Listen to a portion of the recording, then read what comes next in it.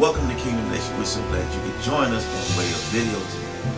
And we're so glad that you could join us for this teaching. We have a word from the Lord that's going to bless your life. And if you have your Bibles, go with us. The book of Hebrews, 5th chapter.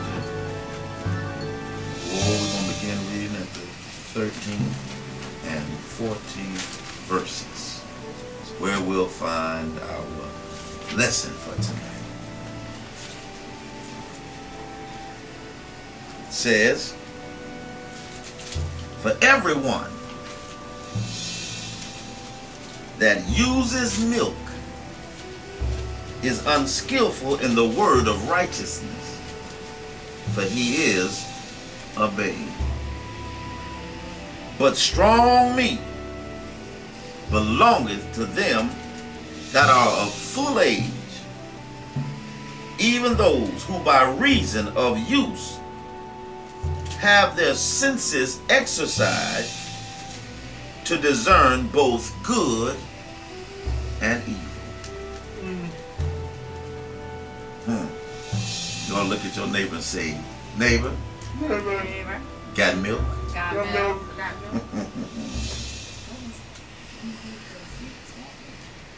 You know, we've all heard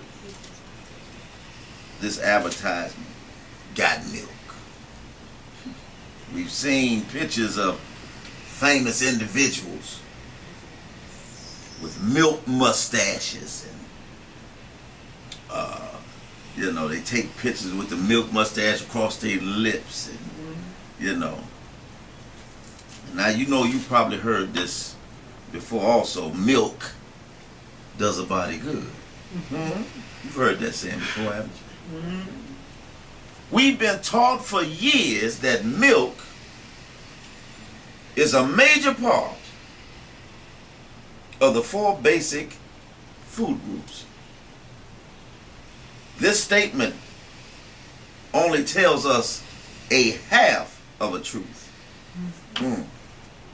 Now you know we got some mothers in here. How many mothers know that, listen, you can't raise a healthy child by just giving him milk all the time. The time comes that you got to wean that baby off of milk and put him on a diet of meat. You know, when the Bible first mentions flesh in the Old Testament, it was talking about a man's skin or human flesh. But in the New Testament, when the flesh is mentioned, it was talking about a system to receive information. Jesus asked Peter over in the New Testament, he said, who do men say that I am? He said, some say that thou art, you know, Elijah, and some say you know, this, that, and other. He said, but forget that. Who do you say that I am? He said, but thou art the Christ, Son of the living God. He said, whoa, wait a minute, hold up. Flesh and blood didn't reveal that to you, but my Father, which is in heaven. So flesh and blood in the New Testament represents a information highway, a system whereby we get information. Paul said in Galatians chapter 1 verses 15 and 16, but when it pleased God, who separated me from my mother's womb and called me by his grace to reveal his Son in me, that I might preach him among the heathens. Immediately I confer not with flesh and blood. You know, when God calls you to do something, you can't confer with flesh and blood to see if that's right. You got to rely on God. You got to know that it's a divine calling. Men can't call you into the ministry. God got to do that. That's why we don't mess with people say that I'm called. Because that's a personal thing between you and your maker. And he's the one that's got to judge you and give you word and give you what you need. Because he's the one that called you. I can't get in that. Well, you know I'm a preacher. Well, I know. That's between you and your maker. I know he called me. Because he said, make full proof of thy what? Of thy ministry. So if he called you to minister, you should be ministering. You know, it's like Forrest Gump says, crazy is as crazy does. If you're a minister, you ought to be ministering. You know, the proof is in the pudding. I'm not going to tell me I'm a book writer. Well, where's your books? Did you write something? Let me see it. Show me what you're working with. You know, people talk about I'm this, I'm that, and other. Sometimes that's just a dream in their mind. That don't make it so because you said it. Let me see your proof. It's the same way with ministry. You're a minister if you minister. Simple. ABC. Sooner or later, you know, common sense got to kick in. It ain't all mystical and deep wonder. Some stuff is just ABC. You are what you do. Amen? Amen. The key to revelation knowledge is staying away from flesh and blood as your primary source of information. The flesh represents the five senses. What you touch, what you taste, what you smell, what you hear, and what you see. Those are your five senses. They're the gateway or the entrance point to the soul. When we say a person is sensual, we are really saying much more than the word, sexual. See, because most people only equate sensual with sexual. But when we say that you are sensual, it means that you're operating by your five senses. You're being led by your five senses. What you touch, taste, smell, hear, and see. The first meaning of the word sensual is about the use of the five senses and not just a sexual connotation. The book of Jude 1:19 said, these be they who separate themselves, sensual, having not the Spirit. See, he's showing a distinction between people being led by the Spirit and people being led by the five senses. Got to know the difference. James 3:13 and 15 says that there is a connection between bitterness and sensual wisdom. Verse 14 defines what wisdom is in sensualness and its walk, and it takes you over to 1 Peter 2:2. It says, as newborn babes desire the sincere milk of the word, that they may grow thereby. It's connected.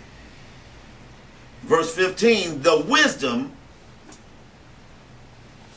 descendeth not from above, but it's earthly, it's sensual, and it's devilish.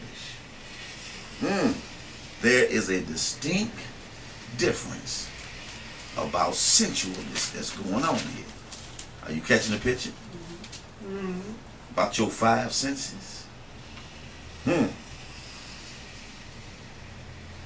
use of milk here in the text, Hebrews, says for everyone that uses milk is unskillful in the word of righteousness, right standing.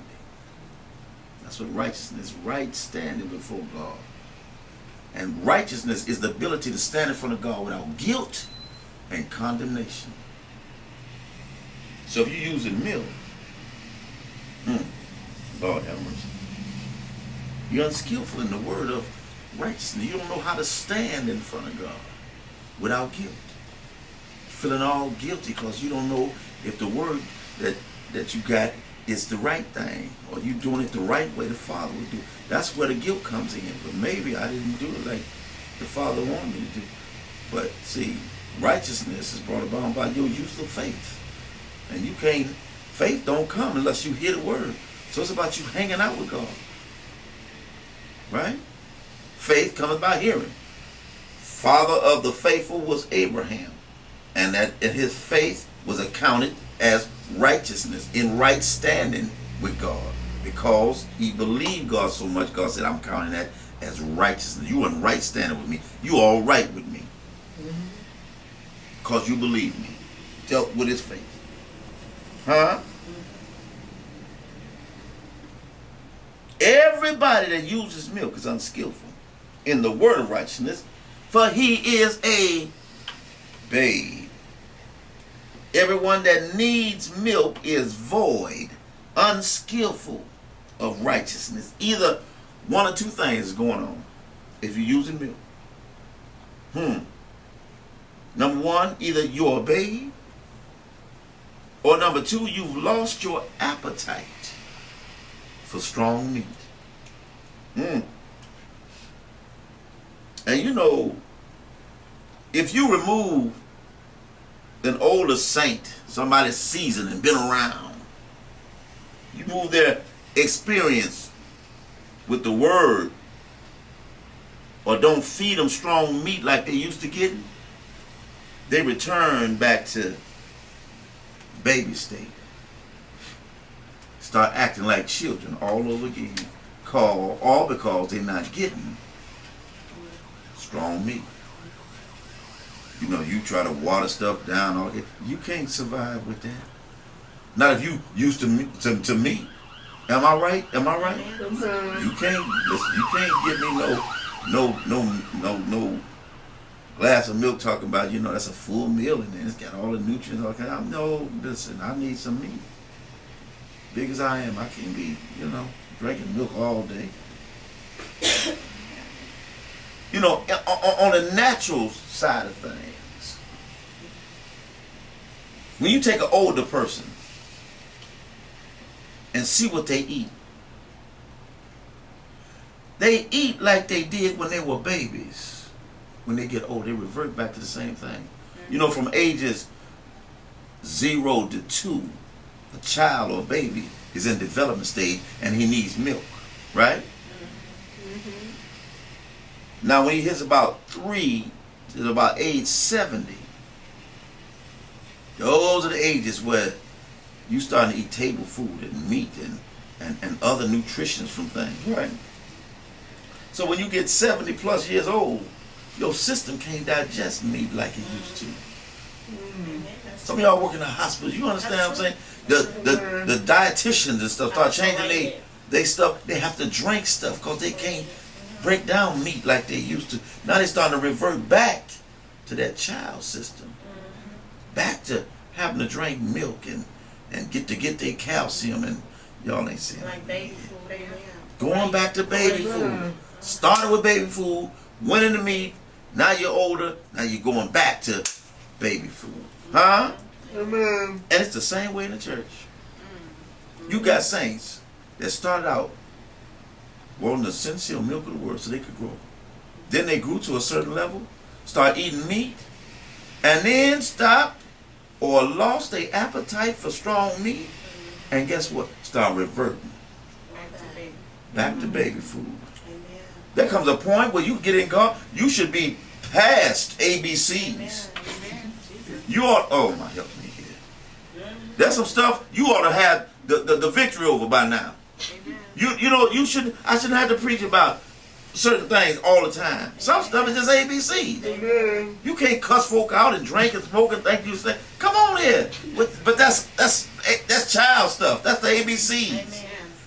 You don't have to harp on that all the time. You should get past that. Amen. You have to develop past that kind of stuff. Shouldn't have to tell you, it's time to pray, it's time to read, it's time to fast. Amen. You should know about now. Amen. You should have all that down to a science. Laying, again, the foundations. God said, God forbid. Should we have to go back and the principle of baptism and all that kind of stuff? The Bible talks about that stuff, laying the foundation all over again, all the time. Reverting back to the same thing. Water baptism and communion and feet washing. You ought to have that down to a science. Amen. You know, how to treat folk. That ought to be up. You ought to have a handle on that. Amen. You ought to be mature enough past certain stuff. Amen. Like, That's right. the devil shouldn't be tripping over the same old little itty bitty stuff. Right, train wheels. The training wheel stuff. Amen. Amen. Folks stand up on the curb, falling off the curb. Ain't but that high. Come on, man. You ain't even hit the mountains yet. Just falling and blade of grass just tripping them up. What? Yes. Help me here. Jesus. You a babe. You need some meat. That's the truth. Now, you need to see what milk produces. Isaiah 7:22. Isaiah 7:22 says, and it shall come to pass for the abundance of milk that they shall give, he shall eat butter. That's right.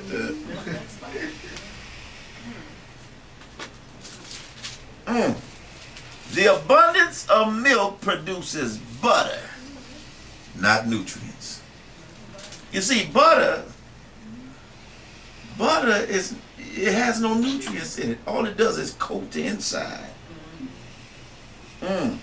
Proverbs 30:33 says, surely the churning of milk bringeth forth butter.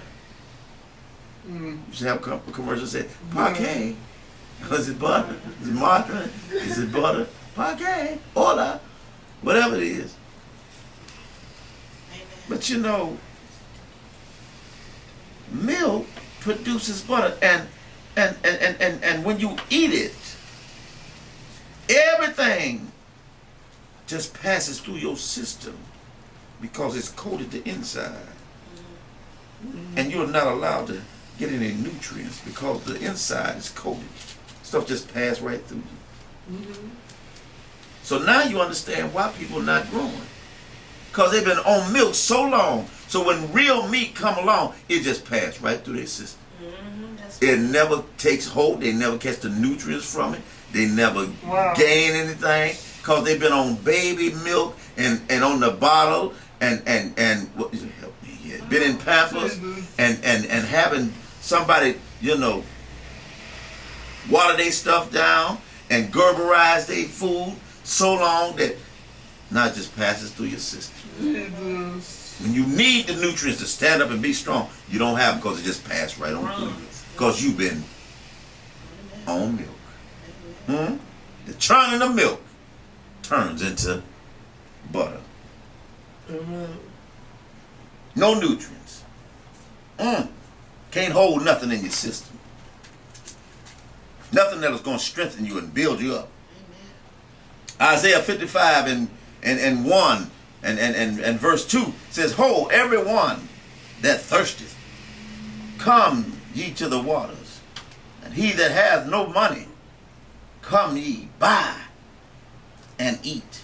Yea, come, buy wine and milk without money and without price.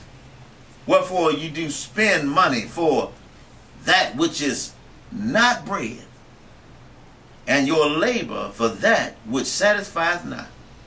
Hearken diligently unto me, and eat ye that which is good, and let your soul delight itself in fatness. Didn't he say, come and buy wine and milk without money? Said that, didn't it? Amen. Milk costs you nothing. Yeah. It costs you nothing to produce milk.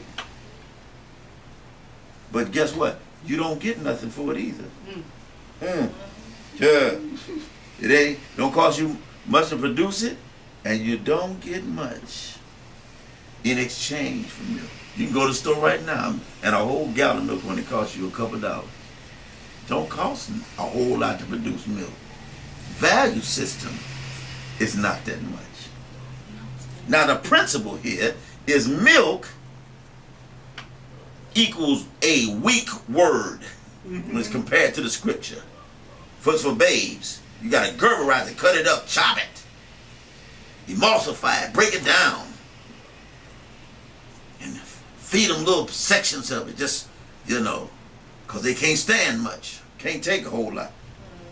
Milk, you're unskillful in the word of righteousness, so you gotta pat these kind of people on. Come on, honey, it's all right. Just you gonna make it. Come on, it's all good. It's all goody goody. And you gotta always hold their hand and just you there patting them and pulling them and just carrying them, and you understand, because they own milk. Amen. Principle here is milk equals weak word. Wine represents the spirit. Some people are drunk with the spirit. Spirit is wine. You see certain signs when they say in the liquor store, wine or spirits. You see those signs? The liquor store say wine or spirits. Some people, are drunk in a spiritual relationship, just excitement. They're excited. That's all they got. Is an excitement about God, but they ain't got no word level. Amen. The wine or the spirit, the weak gospel of the milk, has no price on it. Now you understand why churches is running out of money. Because they got all this excitement and ain't got no word. Because it didn't cost you nothing to get it. You got to sacrifice. Oh, help me. Yes, you do. You got to pay for the word. It's going to cost somebody. Somebody got to lay before God. Somebody got to get a word. You understand what I'm saying? Yeah. It costs to stay in God's face. It costs to sacrifice the time to get revelation knowledge and to have strong meat so people can stand and be delivered. Now if you want ABC gospel and weak stuff, and just go find, they got ministers' manuals now. You can go to the Christian bookstore and find you a children's Bible and pull your little message out of that, and yes, Jesus loved me, yes, Jesus loved me, but the Bible tells me so, and preach that and eat that. All that's gonna do is give you milk. It's right, but it's still milk. It's nothing strong. Then go try to chase a demon with that in your system. And see how long you can stand. He's gonna bust you up. Yeah.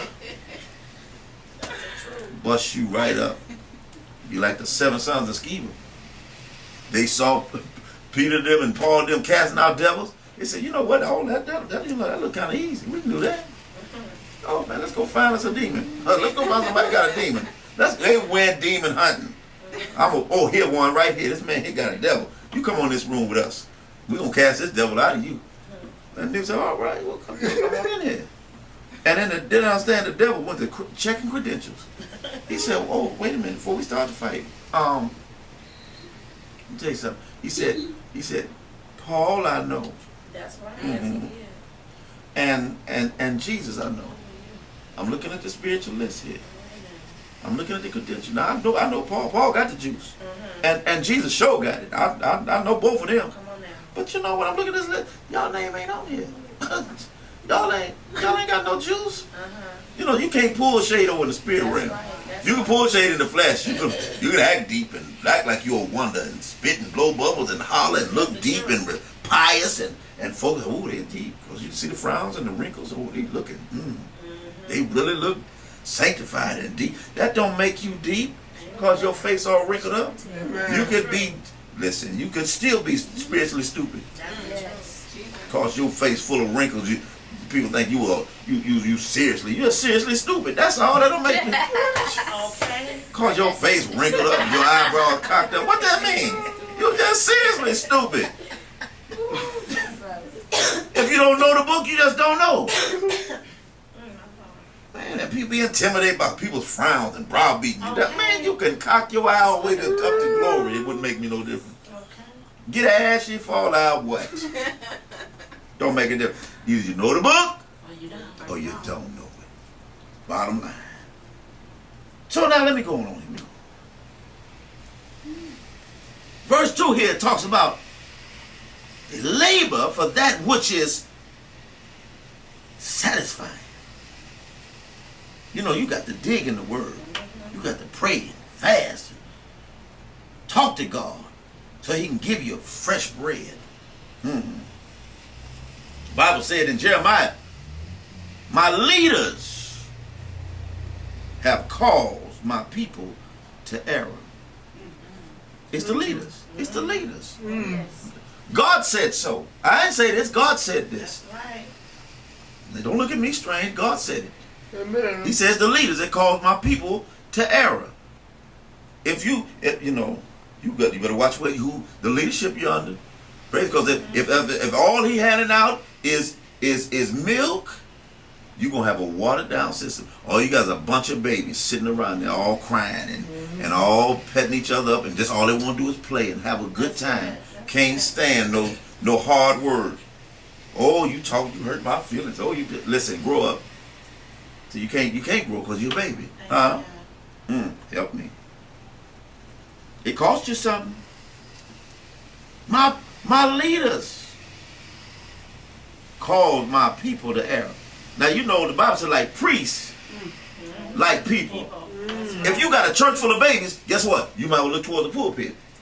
It's a baby sitting in the pulpit. Yes, that's right. Child. That's the truth. Babies produce babies. The Bible said, let everything breed after its own kind. Right, If you got a church full of babies, the leadership is It's babies. a babe. That's right. That's the truth. truth. I didn't write it. That's the truth. The book said it. I didn't write it. I'm just a quote of it. It's good teaching. Huh? Good teaching. Yeah, babes themselves. That's all they can produce is babies. Because they're babe themselves. Reproducing after their own kind. 1 Corinthians 9 and 7. In the B clause here, he said, who feedeth a flock and eateth not of the milk of the flock. Who is that? Said if you got a flock, you're going to eat of the milk of the flock. You don't milk yourself. Giving them milk because you own the bottle. You got I got a little nephew and all he wants is a baba all the time. You got a baba somewhere. Huh? Listen. And they people try to twist this stuff up. But you are what you eat. That's right. Amen. You are what you eat. And they got a twist on this thing. You know, they try to throw you off by taking the milk and putting sugar in it and shaking it up and making a milkshake. Okay. Trying to pass that off. Somebody, it tastes good. Ooh, That's it look good. Okay. It smells good. It feels good. Oh, but I always ain't It's good. good going down. Okay. But guess what? It's still milk. Amen. It just satisfies the flesh. The five senses Yes. is sensually gratifying. It's gratifying to what you taste and touch and hear and smell and see.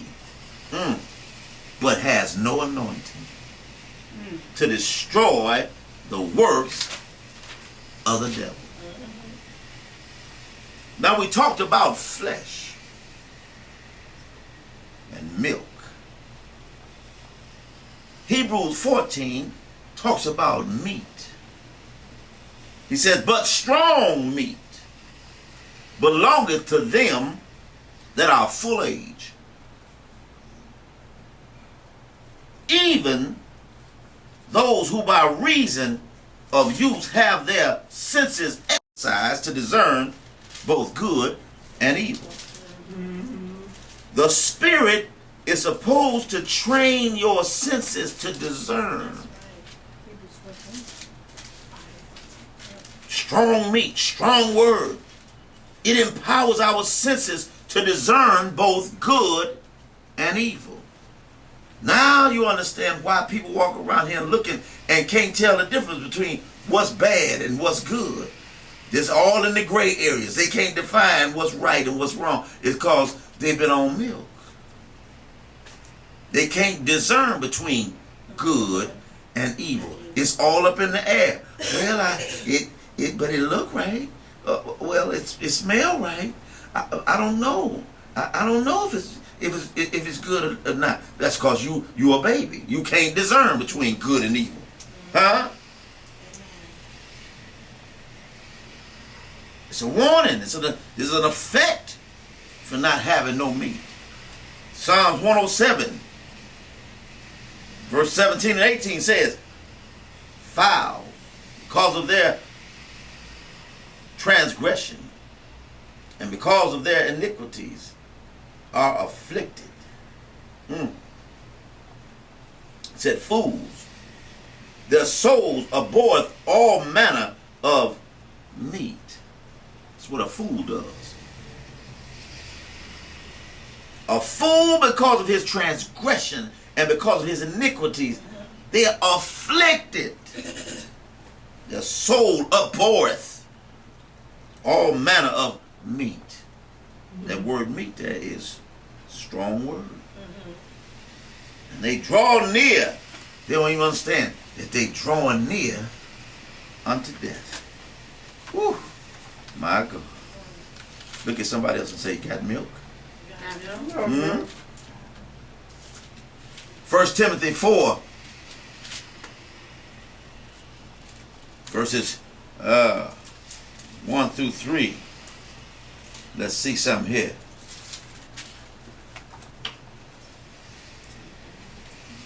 First Timothy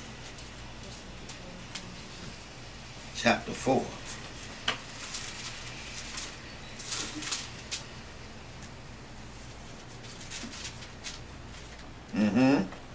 It says, now the Spirit speaketh expressly that in the latter times some shall depart from the faith, giving heed to seducing spirits and what? Doctrine of devils.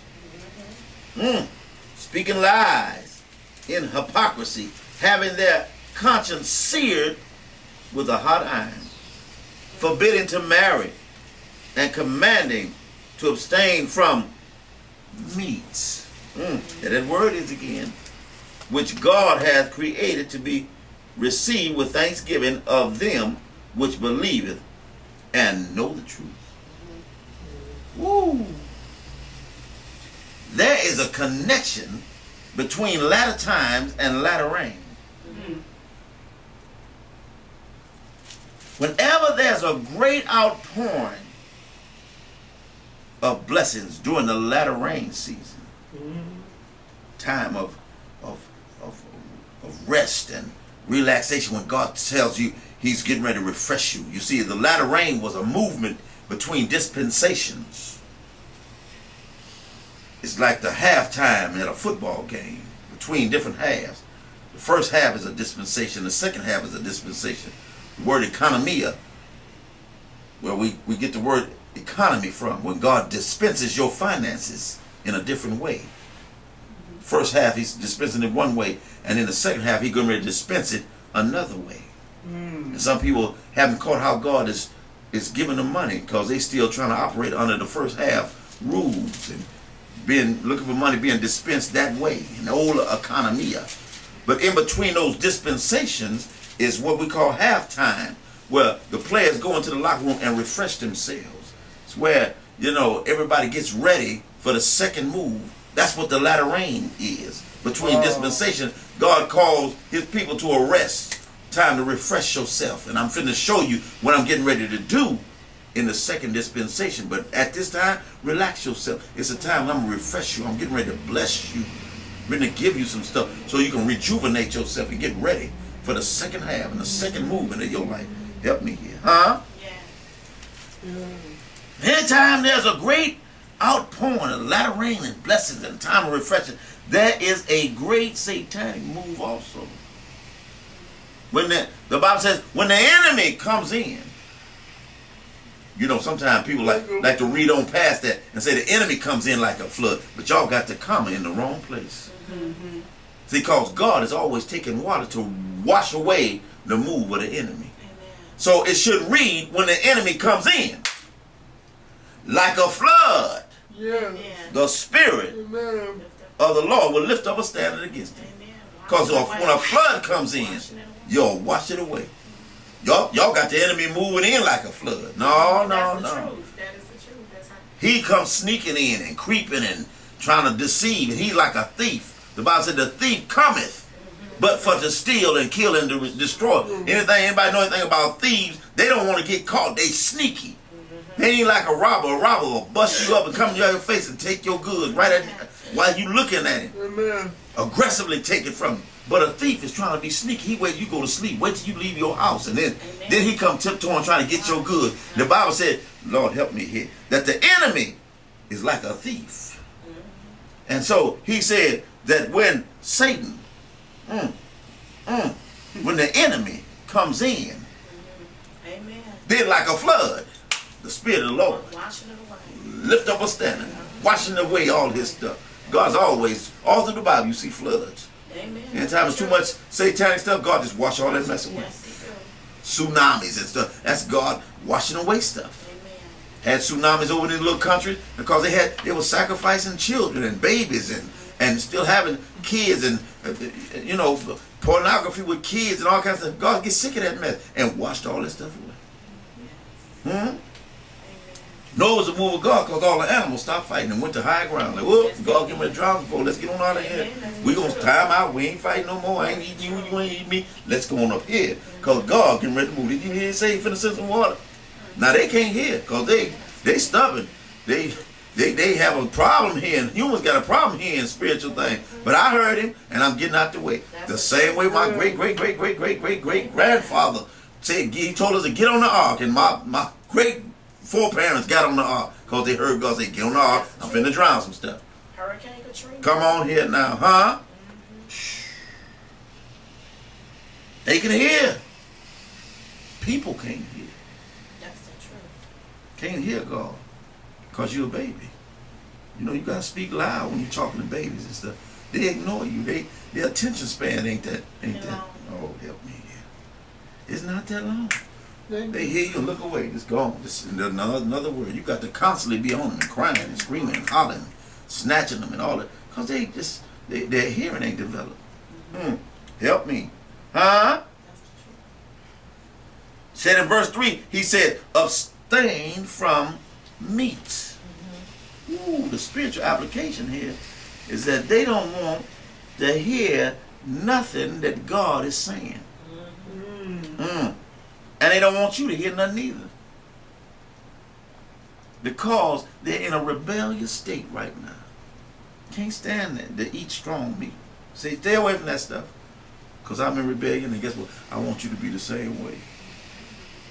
Having their conscience seared. What does that mean? They have no conviction. No, right. Can't feel nothing. Do anything and don't feel nothing. Say anything to somebody and don't apologize. Don't come to your conscience been seared. Go to bed angry, mad with the world. That's your conscience been seared. I don't feel nothing.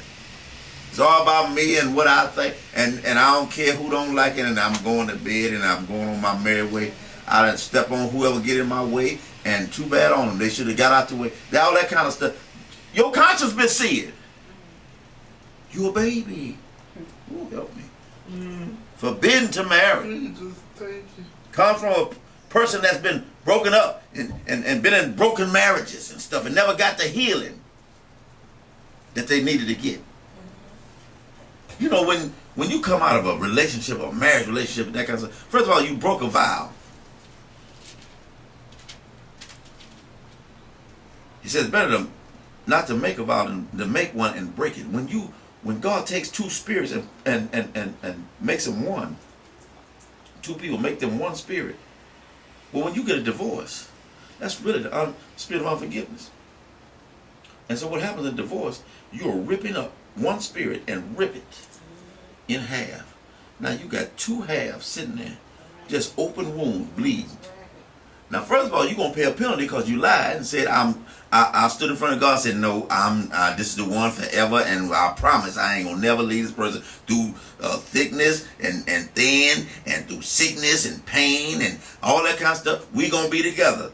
And told God, I'm gonna do that. Oh, God said, all right, He wrapped you together, made you one. But now problems and things arise, and now guess what? You're ripped. Now it's two parts. Now guess what? You got two open things sitting here bleeding. And now you got people trying to attach themselves to new relationships. And it's like an open wound. You know you can't put nothing together, and all this is open wound, open. So it's you got to become single again. To become single don't mean to be lonely. It means to be complete or whole.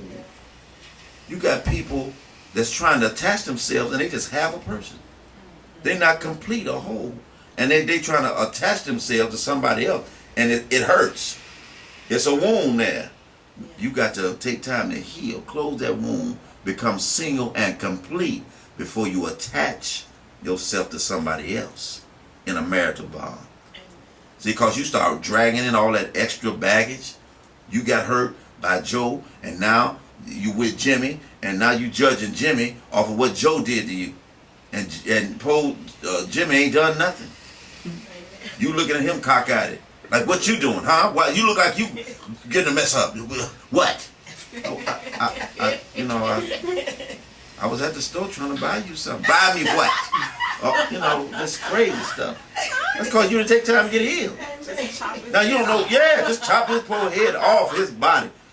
Then give this guy a chance. You're judging that person based off the other person's action because you didn't take the proper time to get healed.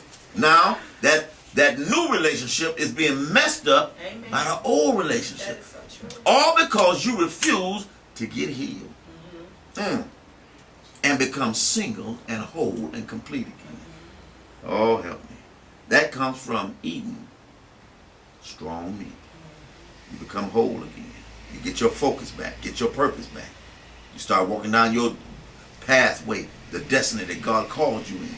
And then that's where Mr. Right is and Mrs. Right is, down your path of destiny. You look up and say, oh, where'd you come from? I've been waiting on you to come down this way.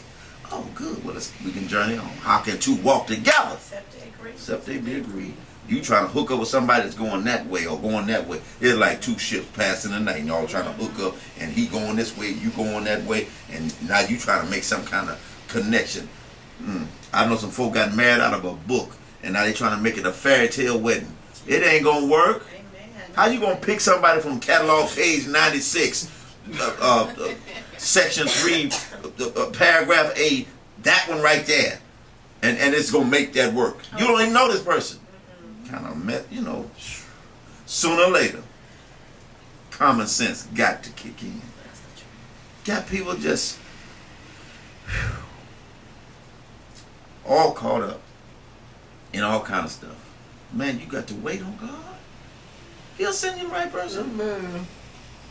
But you know what you're supposed to be doing while you're waiting? That's the time of preparation. You can't say God ain't gonna send them, because God gonna send folks. God, if they coming, you better be ready. See, our problem is we don't take the necessary time to prepare for stuff. And then when God show up and the Federal Express package hit the doorbell with the expected end, we like, oh, wait a minute, wait a minute, I ain't ready yet. I had a dream, and I thought you was coming, but I wasn't sure and all that. Too late, the package is here. What you gonna do? Well, I thought about trying to lose a couple pounds so I can get in the right dress and get the right gown, and I just want to get this right and that right. But the Lord said He was coming, but I didn't know if He was really coming, or coming this fast. I just wasn't sure, But you had time. Amen. So now here it is. Amen. Now take it or leave it. Okay. Huh? You got to work with it. And you said you got to be willing in the day of his power. Because when he show up and give it to you, he won't hear no excuse like, well, wait a minute, God, I don't know, you tricked me before and I wasn't really sure about all that. He don't want to hear all that mess. No. You got in the way. You tried to make it happen and you messed it all up. Now he giving you a second chance. Yes. Okay. Oh, help me here. Let me move on. Won't come so many times if Woo. you ain't there to sign for it. Come on now. Somebody else will get their package. Good point. And it happened to a whole lot of folks. That's the truth. I used to work for UPS. People said, sir, I got something because it fell off the truck. I'm like, yeah, right. But, folk went home and be like, listen, I'm going to have to get on this. Okay. Stuff that fell off the back of the truck. Man, somebody picking up your package. You better be ready to receive it. Okay. Amen. Amen. It's a rebuke to foolish people, those that have grown old in the word. All that was caught up in 1 Timothy 4, verse 1 through 3. It's a rebuke to them old timers, people that are sitting around here in the word. Now they revert back to their childhood. That's the book rebuking you. So you better get yourself together. 1 Corinthians 8. I'm just about through. Is this good word? Yes. Is this helping you? Amen. 1 Corinthians chapter 8, verse 8 through 13. But meat commendeth us not to God, for neither if we eat are we the better, neither if we eat not are we the worse. But take heed lest by any means this liberty of yours becometh a stumbling block to them that are weak. For if any man see thee which has knowledge sit at meat in the idol's temple, shall not the conscience of him which is weak be emboldened to eat those things which are offended or offered, to idols? And through thy knowledge shall the weak brother perish, for whom Christ died. But when ye sin so against the brethren, and would their weak conscience, ye sin against Christ. Wherefore, if meat make my brother to offend, I will eat no flesh while the world standeth, lest I make my brother to offend. I'll eat no flesh while the world standeth. While the world standing, while they're looking.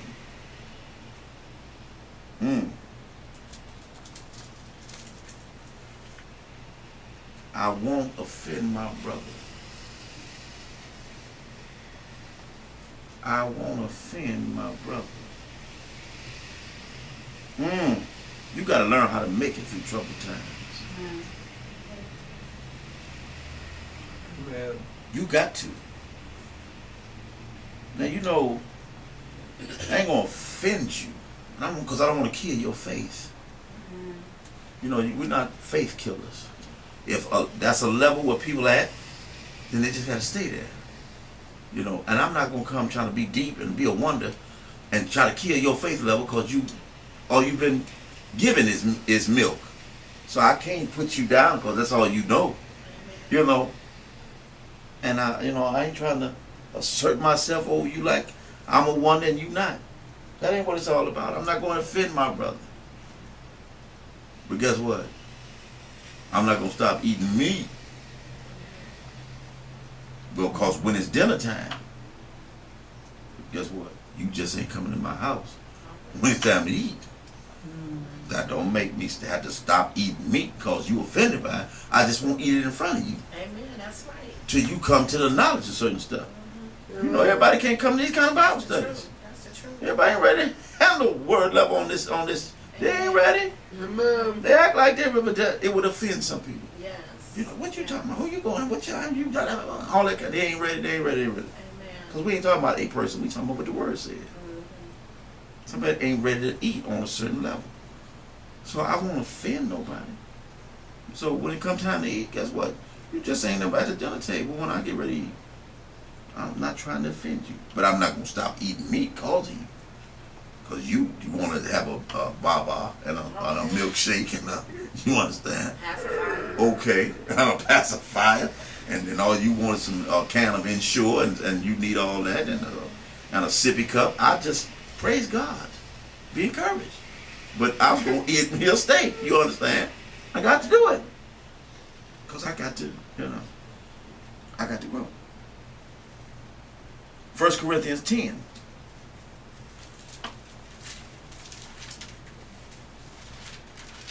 It's not far from where we were. Moreover, brethren, verse 1. I would not that ye should be ignorant, how that all our fathers were under the cloud, and all passed through the sea, and were all baptized unto Moses in the cloud and in the sea, and did all eat the same, what? Spiritual. Spiritual meat. Spiritually. Jesus.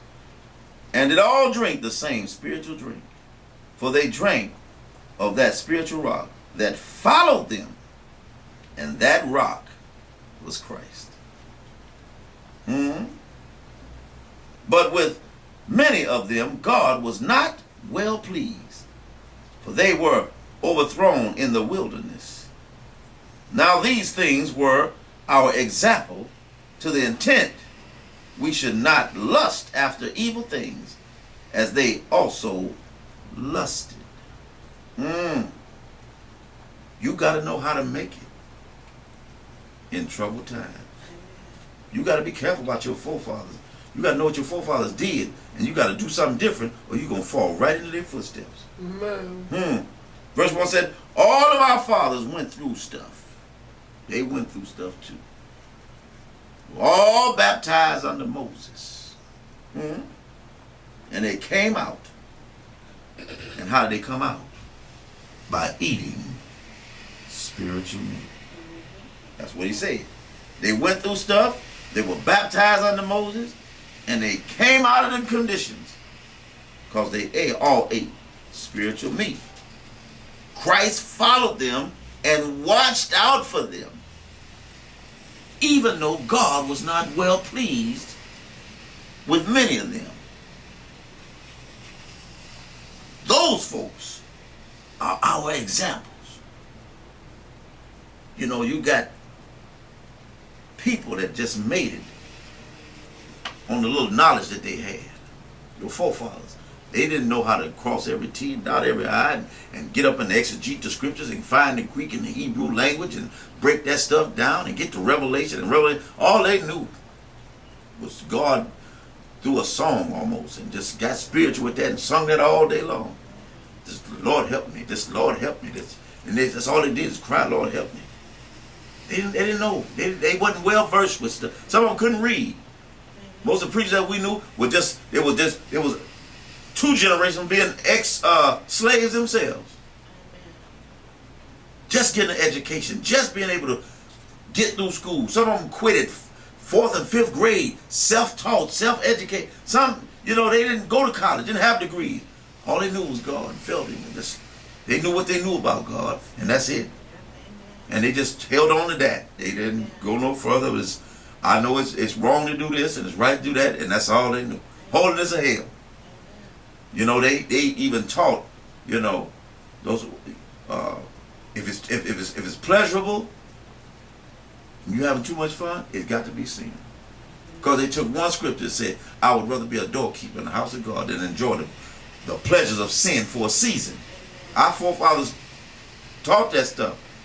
That's why you see most of them, and you see old religious pictures, you see them preachers and stuff, none of them was smiling.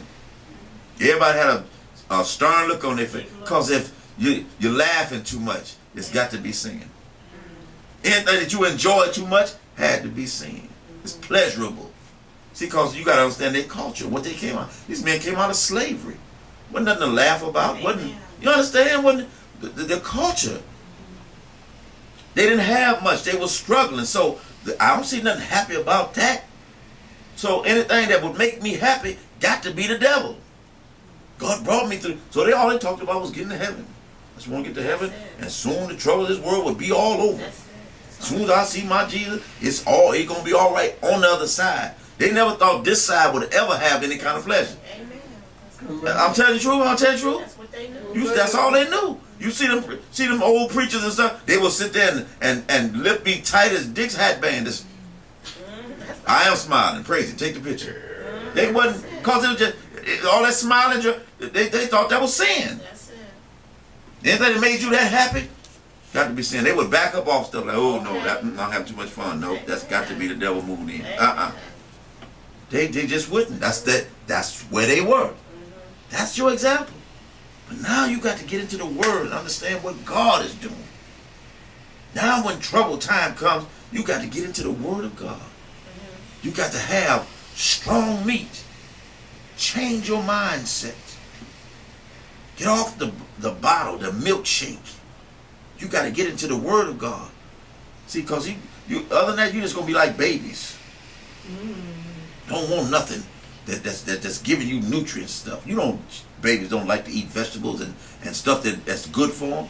They just want it because it tastes good and sweet. Bible's talking about it in the last day they have itching ears.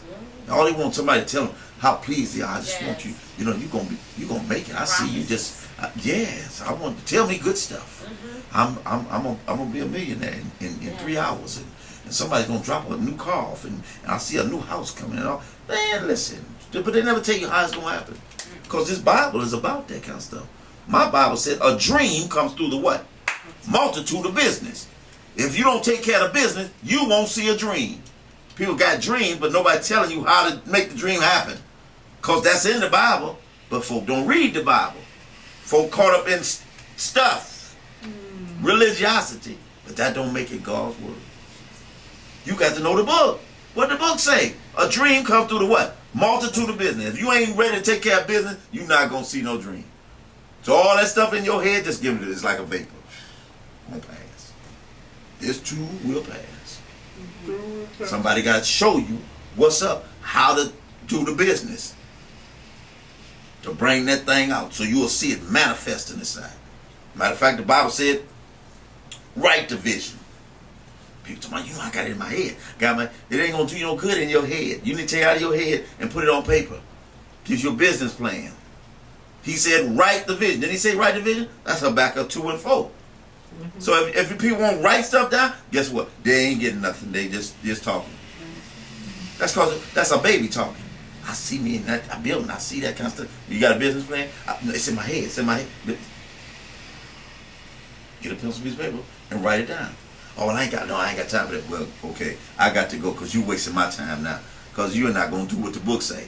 See how people just jam you up? Be sitting there talking to you for 15 hours about their dream and stuff and refuse to walk in the principles of God. That's because they babies and not on strong meat. Yeah. When you on strong meat, you can discern between good and evil. This is a good idea. That's bad. That's a bad idea. You can't work like that. You ain't gonna get it like that. And you don't mind telling folks. No, listen, we ain't gonna do what the book say. Listen, I'm gone. I'm out. You're not gonna waste my time. I'm going home and eat ice cream too. And I'm gonna watch my TV in a basketball game or something, because I ain't got time to be sitting there trying to counsel you, and you're not gonna do what the book say. That's a waste of my breath. Telling you all this stuff and pouring your life, and then don't give you the principles to operate by. That's a waste of time. But if I tell you what the book say, you ought to obey the book. Now you can see the dream come true. And some people, how did it happen for them? How did they get? Because they work the principles. You got people that's not believers that take biblical principles and get certain status and blessings in life. Oh, you got people that's out there with singing careers and music careers and businesses that took the dream in their head and all they did was work the business. And next thing you know, the dream is coming true. They living wonderful lifestyle. And they ain't studying God. They just want to work their business and the dream. They living the dream because they work through. That's a biblical principle. That ain't got nothing to do with who right and who wrong and save and spit and holler and how many fasts you went on. It's about working your business. That's the 8 mil, you know. Let me move on. The growth of a believer is compared to like a lion growing up. You know, when you first get into worship and praise, your praise starts to attack things, pounces on stuff. When you see Judah, talk about Genesis 49 and verse 8. You know, when you first see Judah, he's grown up. Talks about his eyes are red with wine. Red with the Spirit. His eyes are full of the Spirit. And his teeth are white. Not because they're drinking milk, but because he has drank milk already previously. But now he's weaned off of it. And he's already on an appetite of meat. You know, young lions, they when they cubs, they get the milk from their mother. That's for a little while, but it don't last.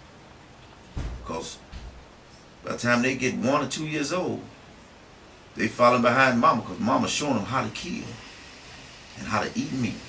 And they follow the pride around. When they have a kill, they ain't eating they ain't looking for no baba, they looking for that meat. Everybody getting their piece of meat, so they can get strong and grow. So praisers was compared just like the lion. Matter of fact, he said Judah is like a lion's whelp. He's crouched down in a position to pounce on something.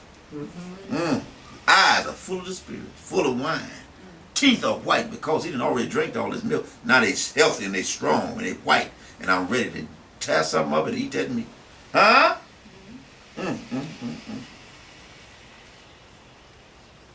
And Genesis 49 and 8 talks about the life of the believer compared to the lion. In verse 9 it talks about his courage. And in verse 10 it talks about the laws. And verse 11 it's talking about what he eats. And in verse 12 it's talking about his maturity. You know, all you got to do is praise God for strong meat. Get over into the Word of God and don't let nothing and nobody pull you out. Because it's all about eating strong meat. Becoming mature so you can discern between what's good and what's bad. Having your senses developed to know what's good and what's evil. You know, when you're back in the Garden of Eden, God accepted Abel's sacrifice and rejected Cain's because Abel offered him meat. God accepted that and refused Cain's sacrifice because he gave him fruit, and some of that stuff was rotten from the ground. And it came from the ground. Dirt represents humanistic ways of doing stuff, man-made ways of doing stuff. God rejected a man-made sacrifice, man-made ways of doing stuff. It's all about his word and what he says. Some gets accepted and some gets rejected. God ain't got to take everything that we offer him. But you got to not use your 5 senses as your primary source of information. It's all right to use them as information, but not the primary source. Your primary source of information needs to come from the Spirit of God, the spirit realm. And then let your 5 senses kick in afterwards. after you check with the source. So this is Pastor Chuck, Kingdom Nation, saying you need to become mature. Get on an appetite of meat. Get off the bottom. People telling you got milk, you need to say I got meat. I'm on meat. I want the meat of the word so I can grow and be mature, so I can have my senses develop, so I can discern between good and evil. You see why people can't discern good and bad right now. They're in the gray areas in their life. They can't make no choices, no decisions, because they don't know what's right and what's wrong. But strong meat belongs to those that are mature. And it'll help your senses to come to a certain level where you can discern between what's good and what's evil. And so this is Kingdom Nation and Pastor Charles saying, we're going into the kingdom of God. Come and go with us. We're going to do you good.